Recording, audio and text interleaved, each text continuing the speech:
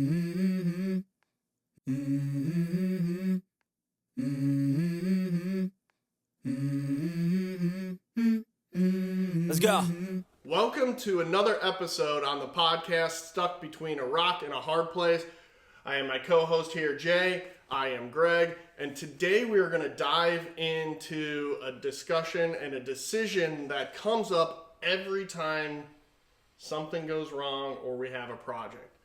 And that is, do we do it ourselves or do we pay a professional?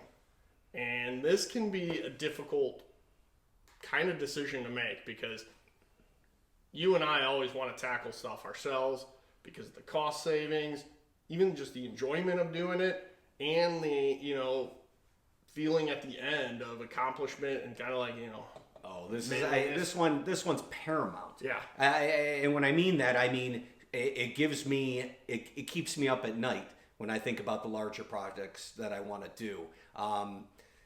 Whether it's cost effective, as you said, time effective. I mean, it's near and dear to everybody's heart because it hits your pocketbook very much so. And that's why this topic I thought was so important. We again coming to the new year, everybody's thinking about their new projects they're going to do come 26. And I thought Greg brought up a great topic for this today's conversation. Yeah, because, when winter hits, we got frozen pipes that happen sometimes, even car troubles. And let's face it, just owning a home, year-round, these things are going to come up. And the decision to, tackle it yourself or pay somebody, I've come up with a little bit of a process to kind of help me with that decision.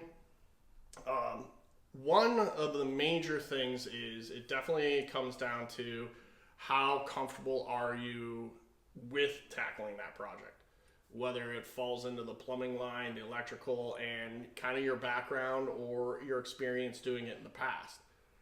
I've found it very helpful actually to go to YouTube, which obviously you should go to Busy Bee Living first, but what I actually try to do is I try to find a few videos on what I'm trying to do, whether fix something or build something. At least two by a professional or somebody I've watched before and I trust, and then a few of those beginner DIYers that haven't done it before in the past, or it might be maybe they're only their second time. And the reason I do that is, one, the pros, they already know what they're doing when they go into it most of the time. They have the correct tools to get it done. Mm-hmm. And the DIYer is going to show me a more realistic picture of what I'm going to end up doing. May even show you a mistake that happens during the project, which to me is one of the important things when I start out. For me, it starts out with how comfortable I am with such a product or project. Have I done something in this subject area before? Typically, if I have, then I will definitely approach the step like you said. Even take it one step further, where I'll find someone who has done that as well. As YouTubes go, I have a lot of trust in some of the people I've used on projects before. I will ask them or get a referral from them to someone who might be able to shine some light on the things that maybe I'm not expecting out of the project.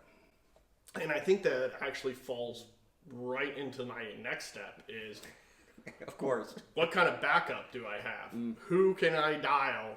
And what type of, if I'm doing something on the car, I know I can call my dad. If he can't make it, I can FaceTime him. And I'm blessed to have somebody like that. He has a lot of background being in the government contract with the Navy and NASA, so he's tackled pretty important projects. So when it comes to mine, we always call NASA when we hit the I love that. The hiccup or that rock in a hard place that always pops up. We got to get him on the program at some point. We'll have to see if we can get Papa B out here. I don't know. He's a busy man, in retirement years. Yeah, but they always like to help. The projects that come up, him and his neighbor are always tearing into something. So, what I also notice when I'm doing a project, and these are the things that keep me up at night, I like to look at what could possibly go wrong. Yeah. And what that mistake could cost me. I think a lot of times people will look at the initial cost and say, well, okay, here I can save. There's going to be a number you come up with, $100, $500, couple $1,000s on certain products. But I think it's very important to look at if something goes wrong, to add that amount that could go to it, because while we all are do-it-yourself guys, we can also do it wrong self guys and cost yourself double the price of what you could have had done in the first place. And so important to think of these things ahead of time. We've all heard the callback of the contractor we got the quote from, and the quote is now I have to fix what you did and then fix what was the original call. I think they really like that call. I think that's their favorite call. It's proven the point. There's no argument anymore on the price. Now you're calling me because you're in dire straits. Yes. It's one place you don't want to be. I've never been in that situation before. Of course you haven't. Never. I've always gotten every project done without a hiccup or an issue. Good Lord. Very nice. Very nice. I've been taking things apart since birth, and I've created quite a conundrum for myself on many projects. So I've learned through experience to really have some forethought before I start a project on. And this topic of paying someone has become easier because I know the problems I can get myself into. So know yourself, and then let's hear what your next step would be. Well, I was also going to say too, you got to know what your time is worth. Oh yeah. Like we're pretty blessed that this is what we do, and we can take the time out of the day to go ahead and tackle a project. But if you're working full time, you're going to be giving up, your nights, your weekends, your family time, or worse, like you said, you were hanging that picture frame and you nailed a water pipe, and now you're taking time off from work on vacation time because you got a huge problem. Oh yeah. So understanding that, and is it worth me giving up my hourly rate that I get paid, and I can just pay somebody else, I still get this income coming, and the project's handled, done right, and it's no longer a headache for me. So. Yeah, I would add to that that you should take some time and really kind of map out the timeline of the project itself. Oh, yeah. Doing something yourself could take double time, could take 3 months where you have it done, and it's done in a week or two by the professionals. This could obviously change the way you want to do things, especially around the holidays. I mean, a classic one for me was when I attempted to get. Now I used to lay carpet, linoleum, and tile. That's one of my skill sets in the back. But when I went to try and I knew what a project would take. I knew what I could do it with. But what I forgot to understand was the schedule of how many people want carpet in before Thanksgiving, how many people want carpet in between Thanksgiving and Christmas. And you can find yourself having to wait to the entire next year before you can get the right carpet people in there. So it's something you need to look at as that timeline of the project as well. Yeah. And then the size too as well of the project. Oh, yeah. If you're carpeting a whole floor or maybe just one small room. Correct. That definitely factors that time frame of how long this project's going to take. So, and then I would say actually another piece of it is going with that. If you have the right tools, the project doesn't take as long. Correct. So if you're blessed to have, between the two of us, I think we cover most tools, but specialty tools like carpet laying tools and carpet seaming tools, stuff like that.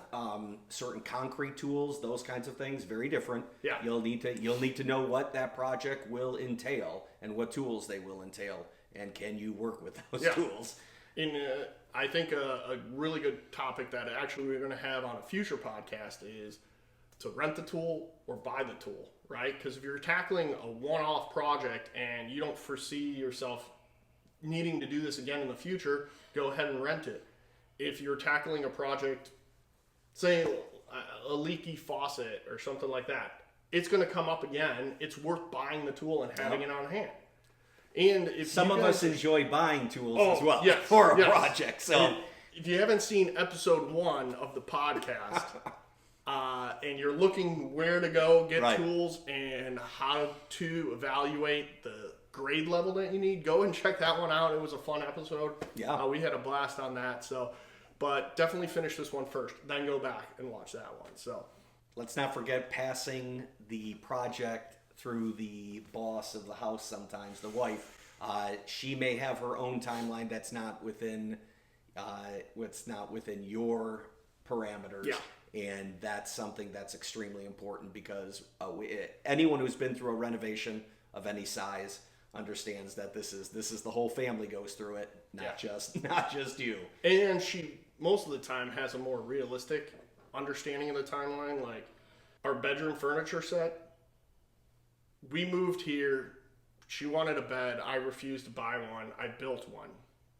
But I had to do other people's projects that kept leapfrogging ours. Oh, boy. Took like 8 months to get that done. Now we're in the situation. She's said, no, I am buying the bedroom set. I'm not waiting for you to build 5 pieces of furniture. Yep, I can see that. Yeah. And, I mean, I had a large project where I have a rental where I wanted to renovate the entire rental. Well, I stripped that thing down to its bare bones, and the one thing that I knew would take, and it was an upstairs unit, so one of the things that I alleviated from my life was the drywall. Does anyone like mudding? I don't. The mudding of the drywall has got to be very close to the 7th level of Hades. Oh yeah, and mudding and sanding and getting it correct is correct. I have the skill to do it, not very well, but I could do it. And I will always pay somebody to do that. So. Well, I actually do a good job of it, and yet still understand how fast a true talented artist in drywall can have this thing done for me. Yeah.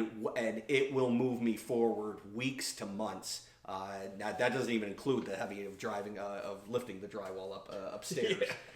But with that in saying, that's just one example. I mean, we have so many that we could lay out, and I'm sure you guys have things that come to mind at every moment of this discussion. So where would we go then after that decision of, hey, we're thinking we can do it. Yeah. But there's a real benefit of looking at a pro. What would you think in that matter? I think the last one comes down a lot of times to really my experience level and my comfort level with this project. And going back to what you said about what could I come across that's really going to make this difficult, and is it worth it? Because to me, that would make it worth paying somebody. If there is a high risk of me doing more damage, then I'm going to go to the pro. That being said, I'm going to try to also still learn the process, maybe understand it a little bit more. I might be one of those homeowners that keeps. Oh no, I was just thinking of that. I'm going to let him do the job. I'm not going to chat to him for 8 hours and then ask him why he didn't finish it. But I'll take a peek here and there just to see how the process You'll is get the going. one in 100 guys who like that. Yeah. No one likes that. Yeah. No. But it's my curiosity. So, but there are so many projects and things that hit this. I think we should kind of go through the categories and we can share our choice if we would tackle it ourselves or pay somebody. Yeah, why don't you call it out? And then at the same time, we'll just say, do it ourselves or send it off. Yes, right? We will. That's funny. And I mean, a lot of these categories are more generic. Sure. So there's going to be some where like it depends. Yeah. I think there's going to be a lot of those. Yeah. But while you get your list together, I want to add one last thing. I have done certain projects where it isn't even the finishing of the product, the timeline, or the experience of getting it done on that day. It is what product to use, if I have to mix that product with something else, and the longevity of what I want this product to do for me in my house, in my car, in anything else. Sometimes there's a project you want to do and you want to be like, hey, I want this to, I understand this is a fix, or I'm going to move in 5 years, or I need this project to last 20 years. And the experience level of a pro in those matters could be life-saving and save you money down the road. And, I'll give an example as we go through this, your list, of one time that happened to me, and it was, and I just had to repay to have the project redone. And that was after paying a pro the first time.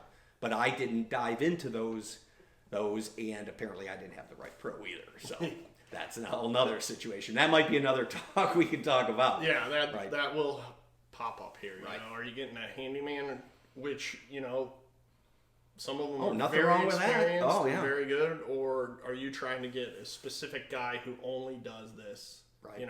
And depending on the project, I might go either way. Right. But that is a good thing to think about there for sure. Sure. So I'm gonna go, and I'm going big on Let's this go. first one. And I already know the answer. Yeah. But it's gonna be the big stuff on the house: Yep. roof, windows, garage doors. Pro. For me, it's a pro. For sure, pro. Yep. Yeah. One, I'm not even getting on the roof to even make a patch.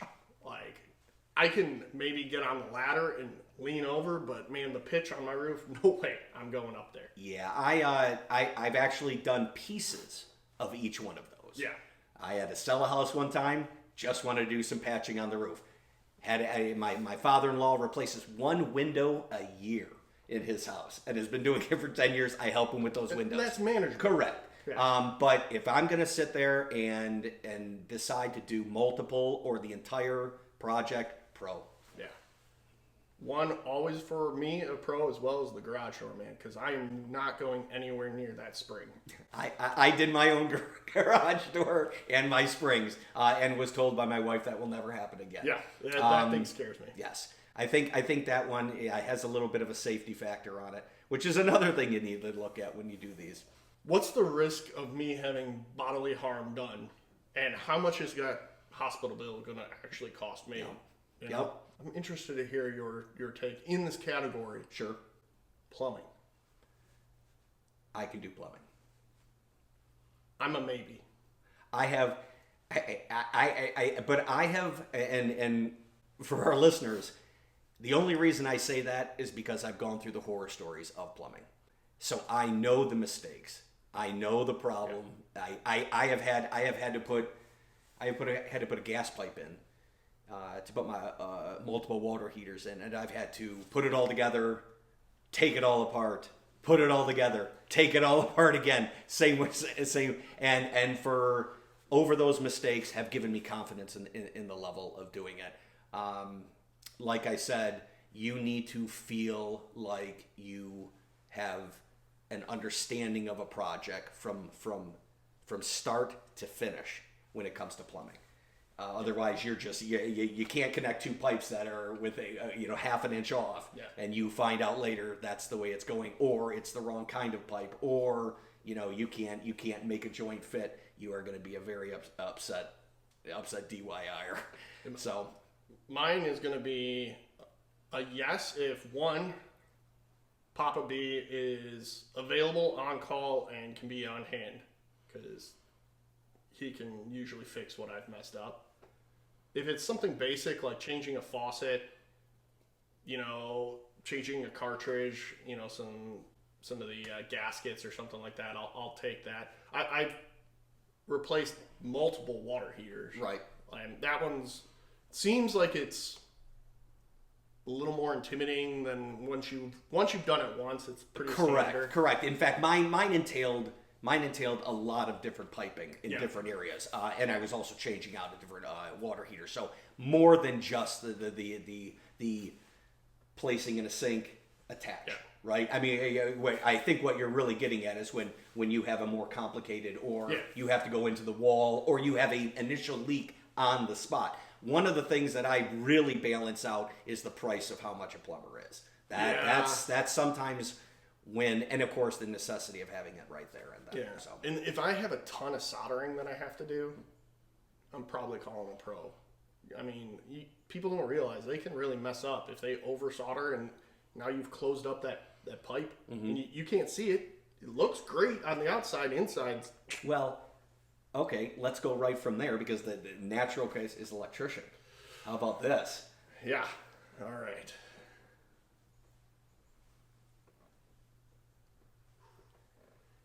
Another maybe. Most of the time, pro. I'll do everything, but I won't mess with full boxes. Yeah, definitely. Yeah, full boxes, or I don't want to map out the actual amount of current that needs to be done if it's a throughout job. Yeah, 220, 221, whatever it takes. Yeah. And my rental, I did a pro at home. Don't ask me why I'm willing to put the risk on my home. I'll do my own. Yeah. But again, like I said, extensive, I'm out of such an extensive job. I mean, changing an outlet, no problem. I mean, that's kill the power, pretty standard. Follow the instructions properly, and you're good. Even putting an outlet in somewhere else and running some wire, not as difficult as people might think. Really, the big stuff is just being safe, killing the power. Don't be stupid. Don't work on live stuff. Of course. Shocking yourself a million times.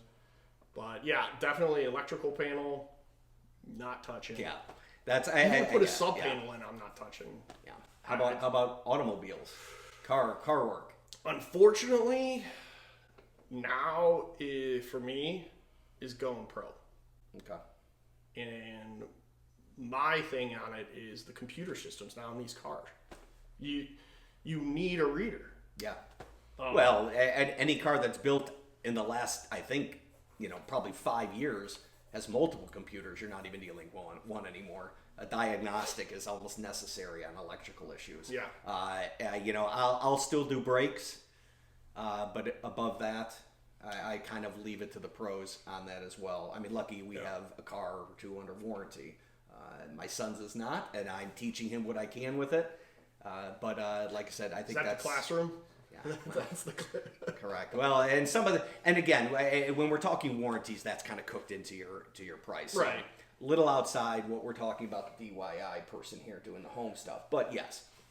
I would say I used to do my own brakes, but us living up here in the north, that's one thing. If you ever go on YouTube and a guy has a brake job and he just takes the stuff off without using a 4-pound sledge.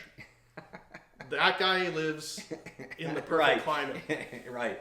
And that's the reason I won't do it anymore, because we used to have multiple vehicles. I used to have a separate truck, and then a car, and then the wife's vehicle. Sure. I went to the 4-door truck, got rid of the car, and simplified so we only have 2. My worry is with, how both of us are, getting kids around like crazy. If I got that thing up and I can't get a part off of it, and now I got to go get a kid or something like that, I'm stuck. This just sparked in my head, and I have to tell our audience, the other thing, how many projects you got going right now? That's the other thing that you have to really look at. Because if I have somebody doing, there's a balance in life, whether it be your cost or your time, and I really have to look at what I've got going. Needless to say, things break down all the time. And if it's at a bad time, I start my thought process on whether going to a pro at probably 70% to the pro because I don't have any time. Yeah. Because I've got a project here and a project there already going. So what I like to do in my life is basically have some kind of balance where I see the cost in the outset and know kind of, hey, this is what I'm really willing to spend maybe for the year on projects that may or may not come up. And if I'm knee deep saving money on some projects, I might be willing to toss one to the pro so I can have a more manageable life. Because a lot of this stuff you do not want to get, and you don't want to get into a project that stumps you, that kind of thing that ends up making your life just unjoyous. That's a great. That's not what we're about here when we talk about these things. We're really, again, I'll say this: we try and move you forward on your journey, whatever that is, DIY or in life. And part of that has to be having margin in your life, having joy in your life, and keeping a balance. That's a great point. Unfortunately, if my wife watches this podcast, now she's going to justify paying for every project because I'm super backlogged. Hysterical, but true. Hysterical, but true. One that you don't come across very often, welding. Oh, an art, definitely an art. I don't have an arc welder myself. I think it's an art. I think I leave it to the pro for myself. I got a couple welders. Okay. I know my ability in welding. You're probably calling a button, and then going from there. Okay. I'm gonna call that going to a pro. Your buddy sounds like he knows what he's doing. I mean, yeah, but it might be a 6-pack transaction rather than. Yes. Well, there's always corners to cut. All right, we're talking the big stuff, right? Mm-hmm. Concrete. I'm going pro unless it's the smallest job. I have done steps and I've done one block in a sidewalk. Yeah. Other than that, I'm not doing a driveway. I might repair a crack.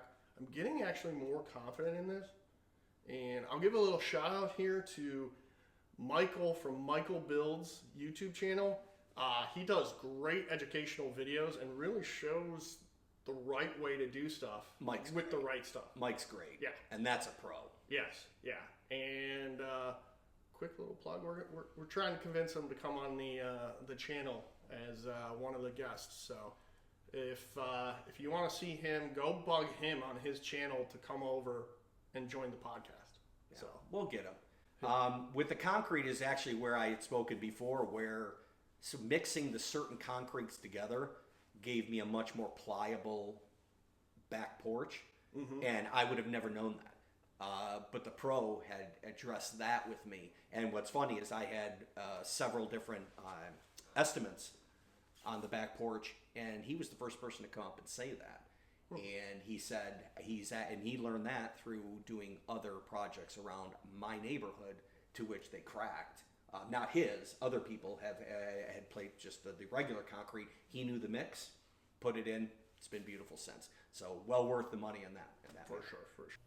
Getting down into really where the DIYers can really tackle without putting too much risk. What about landscaping? I think this is a very interesting one because my wife loves to landscape. Oh, that's so great. There's very few things as I get older with my wife that she will put off some of the fun stuff to actually put some hard work into, and landscaping is one of them.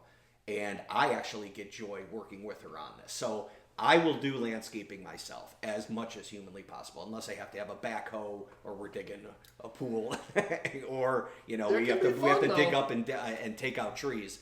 There when the heavy equipment comes into play, I won't do it. But other than that, there hasn't been much that my wife and I haven't tackled on that. And that, again, we'll always tell you, there's a sense of pride of doing all these things. Yeah. And of course, the money is always, hey, you can put money toward anything else when you don't have to use a pro. But there's a sense of joy in that maybe we didn't talk about, was whether that is going to literally be an accomplishment, something you've always wanted to learn to do, or it's enjoyable to do with somebody else, or just the joy, just the joy of working with your hands. I mean, there are projects even now that I just enjoy getting a part of, figuring it out, and then telling everybody I've done it. Yeah.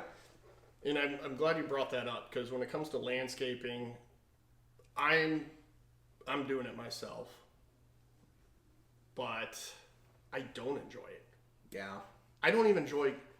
This is gonna upset some of the viewers. Yeah. I don't enjoy cutting grass. I just don't. I find it just not on my top list or any of my lists of what I really want to do that day. So, but I still refuse to pay somebody to do it because I know that stuff's not that difficult. Sure. And even, hedging, shrubbery. I mean, fell some trees. Some were pretty close to the house. They didn't hit, so I'm okay. Yep. I think that's a major point as well. HVAC, heating and cooling. Leave it to the pros. Same. Yeah, Same. I mean, a lot of that stuff, really, what are they, argon, or what is that in the AC unit that makes it cold? And here's a perfect example of double checking the information you get on YouTube. What I meant to say was Freon, the R22 that was phased out around 2010 in AC units and is no longer used. I misspoke when I said argon. That's actually the gas used in window panes. So definitely double check your information, especially when you're listening to two knuckleheads like this. But let's go ahead and listen to what else they have to say. Oh, isn't it an argon gas? Yeah, you're not even really. Well, yeah, but then there's and I think that's wonderful because I actually had a pro out to tell me that I had to change my unit because it was no longer going to use that gas. Yeah. And I just sat back and I was like, okay, well, this is what I wasn't ready to hear. But yes, and I have changed out blowers. I have changed out I have even changed out the computer board in my furnace before. However, then that one went, and whether I had the right computer board or not is something that, again, when you YouTube, you don't quite know if you're getting the exact one, and that's exactly what happened to me. That happened to me also when I changed out the computer board on my washer dryer units. I actually put the wrong one in, lasted for about 3 months, and then suddenly it was done. Now, like I said, sometimes, lucky for us, we were at the end life cycle of our washer dryer, so we bought new ones, but I'm certain that the person who would have, the pro would have put in the right one. Yeah.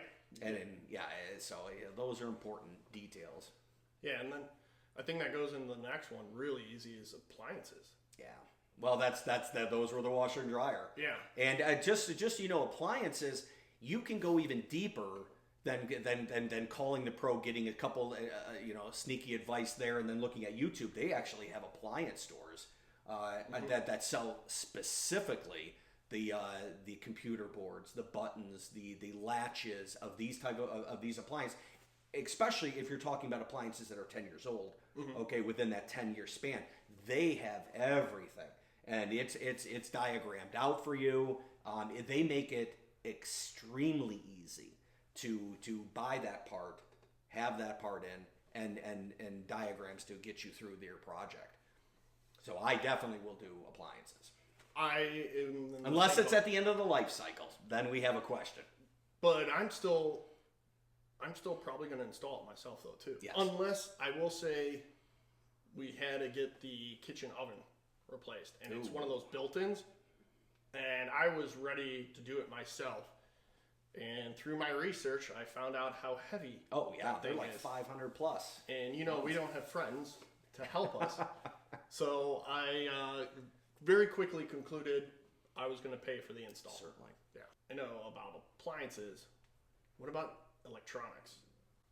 Guys now, you can hire a guy to mount a TV, run your HDMI cables, everything. I already know your answer in this. Yeah, I enjoy everything electronics. Whether it's AC, it's stereos, it's TVs, it's the electronic that has to run through it. How the 4K, highest level projectors. Those kinds of things. Very much enjoy that. What I won't do is go into the specific units. Nobody goes into a TV anymore. Typically nobody goes into a receiver. And you haven't met Papa B then. Oh, good gosh. Does he really? He can solder a board pretty good. Wow. That's highly impressive. And I just felt that the diagnostics on something like that might be very difficult. Now, the newer stuff, I'm sure, is just difficult enough to break into. Yep. At this point, they've got those things sealed up. But I mean, I think the last time I talked to him, he replaced the battery on his iPhone by himself. Oh wow. Okay. And he was just like, "Yeah, it's super easy." I'm like, "Dad, I don't even know how to open it." Yeah. I used to build computers, and I used to, and in one of my Apple computers, all-in-one, I did remove the face, put in a new hard drive, and changed out a motherboard. But it's getting extremely difficult. They don't want you to do it. I feel like it's like a throwaway now. Correct. I mean, again, depending on what you're using those things for, a lot of times it is a throwaway. Electronics, and there's different levels of electronics. Again, when I get into my high-priced receivers or projectors, not only do I not want you touching them, I'm certainly not going to touch them myself. Yeah. So, it's either these things are.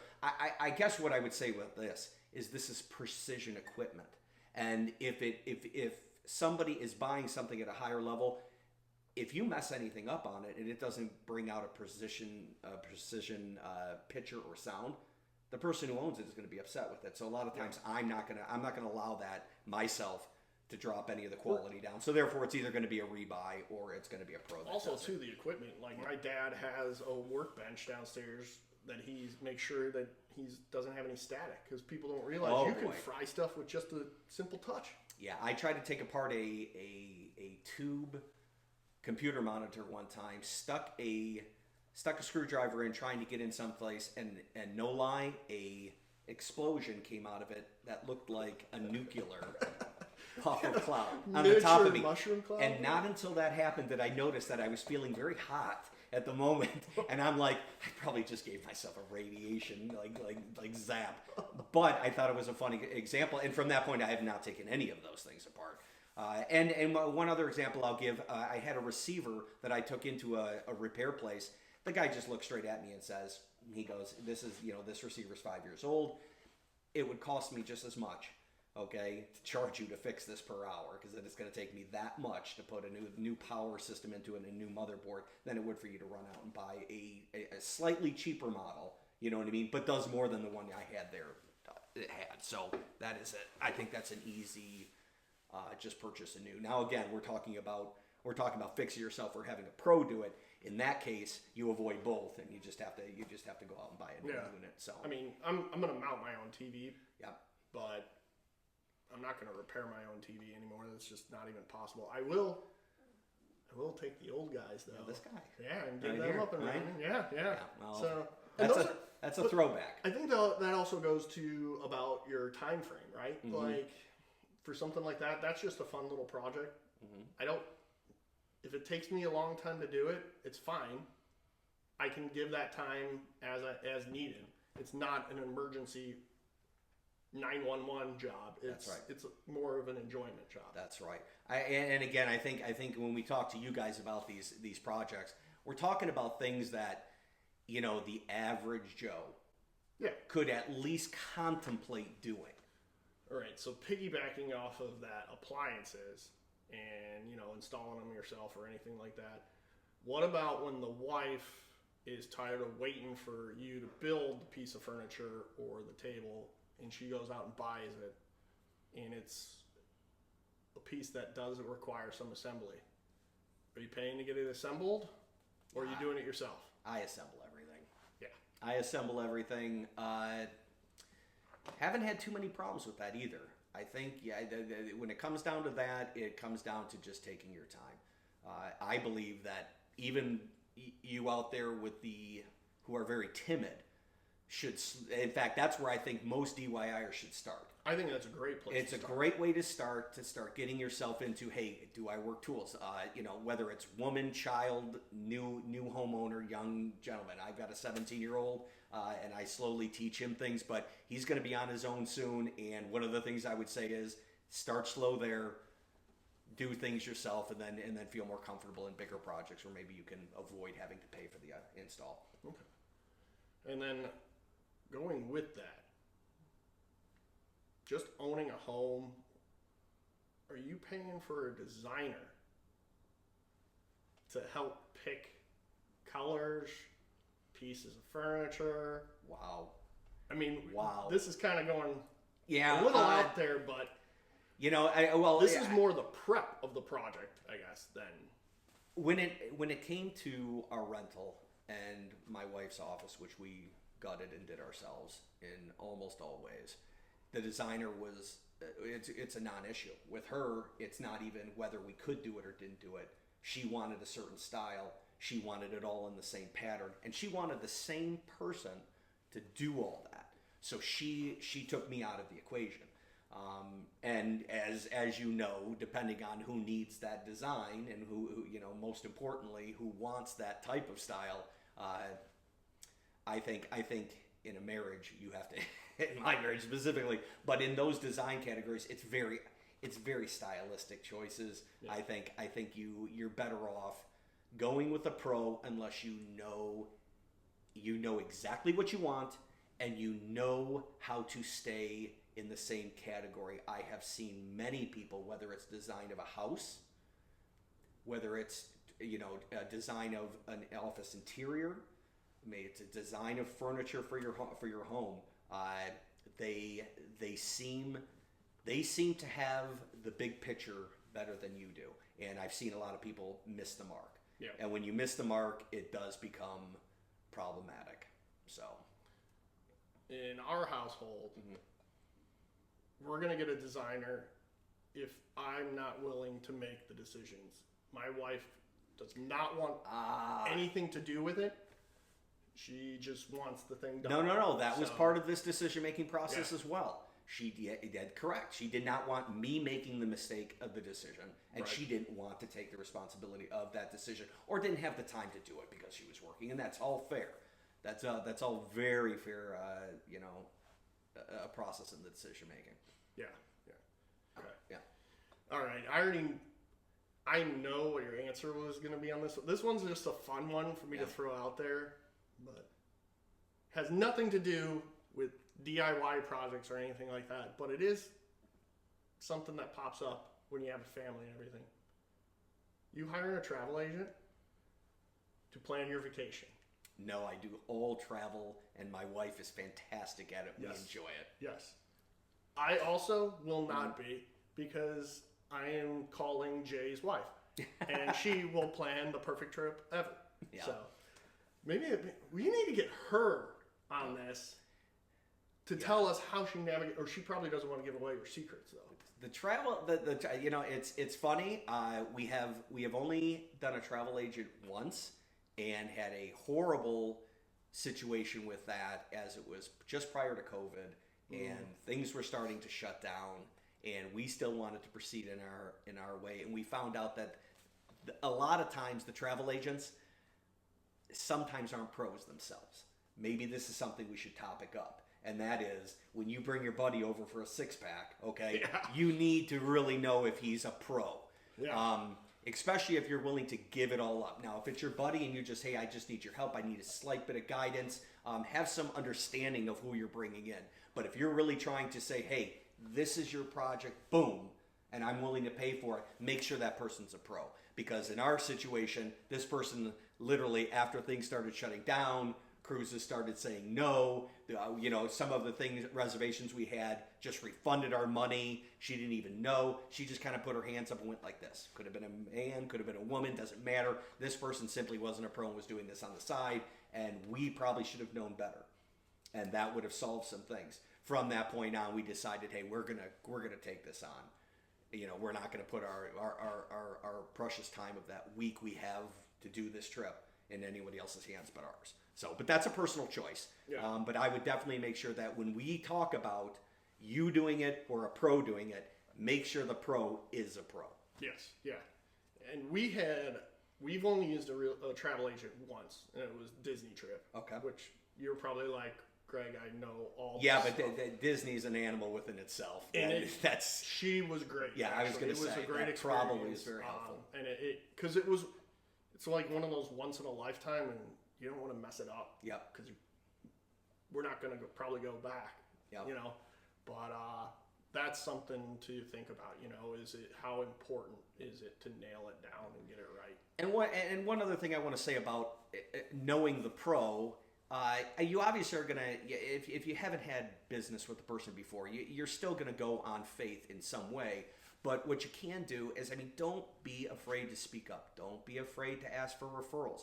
Don't be afraid to ask for, commentary of somebody. Don't be afraid to go to the last job they went to. If there's a pro out there and he's proud of his work, like the guy who did our patio, he gave me the addresses. Go speak to the owners who I've done before. This makes a big deal. And a lot of people, once they give their money, they're just like, I want to be hands off. Just do the slightest bit more work and you might not find yourself in problems, screaming matches. Yeah. Oops, we forgot to do that, or God forbid a lawsuit, or an insurance claim, because like I said, you chose the wrong person. So keep that in mind. Yeah, it's a great point. If you do end up watching this, going through these different tasks that you need to get done, and you do come to the conclusion that you're going to hire a pro, make sure you're asking people you know and you trust for referrals. See what work they had done, so you can do a little bit of homework and make a good decision. And you're not asking, hey, do you know somebody who can do this? Oh yeah, right. My second cousins on my mother's side does this on the side. You might not know what you're going to get. So. That's correct.